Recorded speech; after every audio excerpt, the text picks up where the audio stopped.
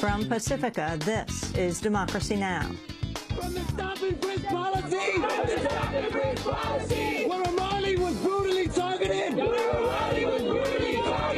up in his home! And shot point blank! This is not about finding criminals! Racial profiling in New York City. Last year, the police department stopped, frisked, and interrogated people nearly 700,000 times, mostly black and Latino men. The Justice Department is now being asked to investigate. We'll speak with Harlem organizer Jamel Mims, a victim of stop and frisk, and the NAACP's Ben Jealous. It's absolutely terrifying to see a big city mayor, let alone the mayor of the biggest city in our country, the richest person in that city, a media titan, say that we have to engage in racist behavior to make our cities safer. Then the New York Police Department is sued for spying on Muslims across the Northeast. I'm not exaggerating when I say it's kind of bone-chilling when you see the depths that the NYPD went to investigate people who were just worshiping and going about their daily lives. And 5 Broken Cameras, an award-winning new documentary filmed by a Palestinian man who got a video camera to record his sons growing up. He ends up documenting the growth of the resistance movement to the Israeli separation wall in the West Bank village of Belin. The speed of an M16 bullet is 2,800 feet per second. It takes the bullet 3 milliseconds to hit my camera. In that flash of time, before the experience becomes a memory, everything I know vanishes. We'll speak with the film's Palestinian and Israeli directors. All that and more coming up. Welcome to Democracy Now!, democracynow.org, The War and Peace Report. I'm Amy Goodman. Pro-government forces in Syria are being accused of committing a new massacre with reports of more than 86 dead in Hama province. Hama residents say Syrian forces shelled a village before pro-government militants entered and killed dozens of civilians. The alleged attack comes less than 2 weeks after more than 100 civilians were reportedly killed in the village of Hula. The Syrian government has denied the latest allegations, and UN monitors say they're attempting to verify the death toll. The UN Security Council is due to hold a session on Syria later today. Afghan officials and witnesses say the death toll from a U.S.-led NATO bombing in Logar province Wednesday included 18 civilians. The victims had reportedly gathered to celebrate a wedding when NATO bombed the adjacent home targeting alleged militants. At least 5 women and 7 children were killed. 6 of the alleged militants also died. Hours after the fatal attack, local villagers gathered to mourn the dead. In these houses, nobody has been left alive. All are martyred, whether they're male, female, or children. They were not Taliban. They haven't fought with anyone, and they haven't attacked anyone. We asked the government, if it is not able to avoid Americans killing civilians, it should order us to kick them out of our country. The bombing in Logar, Afghanistan, came as at least 22 civilians were killed in a suicide bombing in Kandahar, making Wednesday the deadliest day for Afghan civilians so far this year.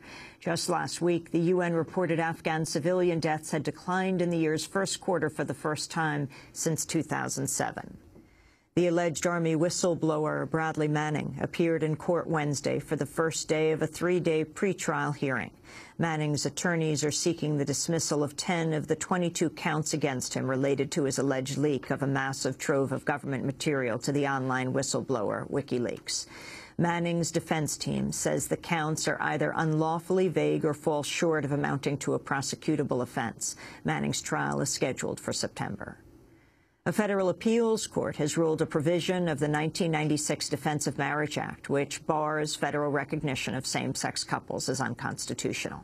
The ruling came in the case of prominent lesbian activist Edith Windsor of New York, who was forced to pay over $350,000 in estate taxes because her marriage to Thea Spire wasn't recognized under federal law. Spire died in 2009. The two married in Canada in 2007 after 41 years as a couple. On Wednesday, the court ruled a statute defining marriage as an act between a man and a woman discriminates against gay couples by denying them federal benefits. It was the 4th time a federal court has ruled the Defense of Marriage Act unconstitutional. The administration of Florida Governor Rick Scott is vowing to continue a controversial purge of thousands of registered voters despite a Justice Department call for an immediate halt. The Justice Department warned last week the voter purge appeared to violate federal voting rights laws. But in a harshly worded letter on Wednesday, Florida's Secretary of State, Ken Detzner, defended the purge and said the federal government's illegally blocking Florida's access to a citizenship database. Critics say 87% of suspected non-citizens targeted are people of color and say the purge is part of an effort to disenfranchise Democratic voters in a key election state. A federal judge has finalized a ruling barring enforcement of a controversial statute that gave the government power to indefinitely detain anyone it considered a terrorism suspect anywhere in the world without charge or trial. Judge Catherine Forrest issued a preliminary injunction against the provision in the National Defense Authorization Act last month. But the Obama administration had asked the judge to reconsider her ruling and also said it would narrowly interpret the injunction to apply only to the plaintiffs in the lawsuit, a group of journalists, scholars, and political activists, including Chris Hedges and Noam Chomsky. But on Wednesday, Judge Forrest said her injunction applies broadly, not just to the plaintiffs, quote, until further action by this court, a higher court, or by Congress.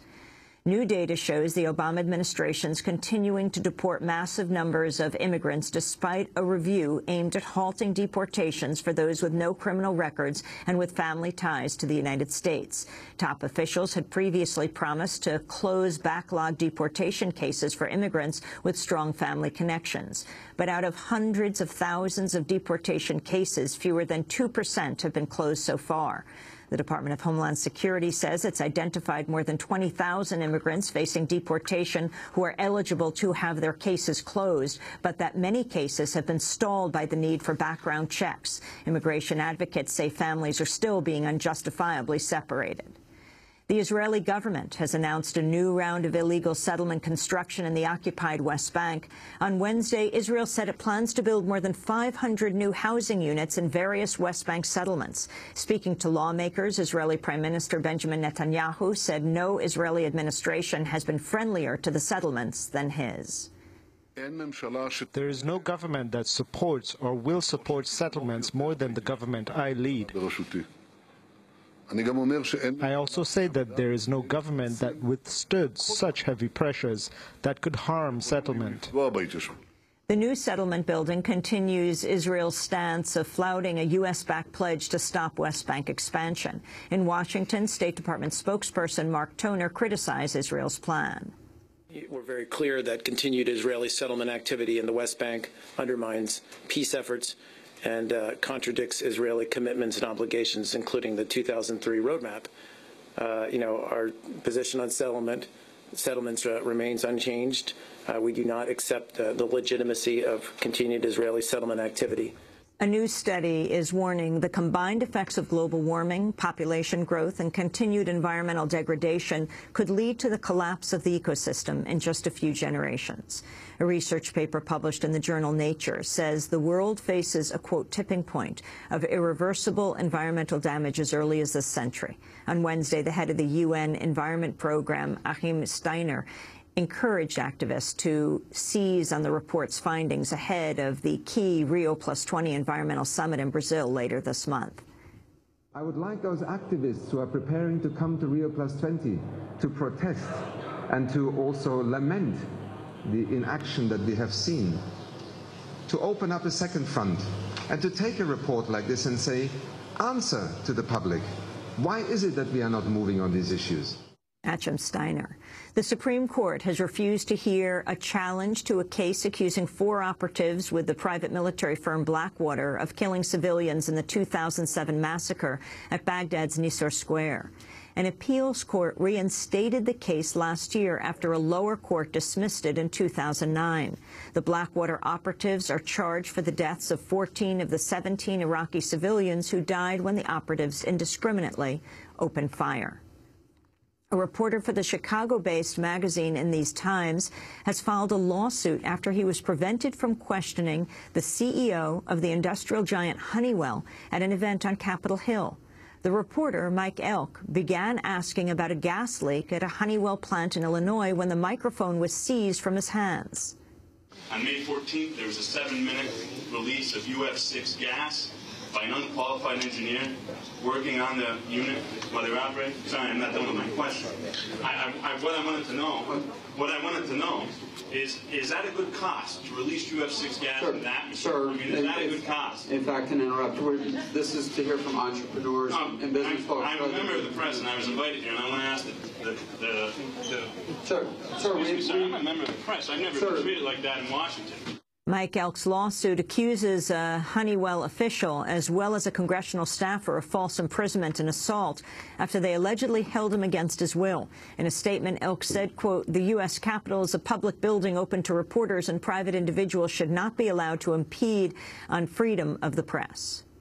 The Pentagon's replaced the commander of U.S. Special Operations in South Korea after he was quoted claiming U.S. and South Korean troops had been conducting spy missions in North Korea.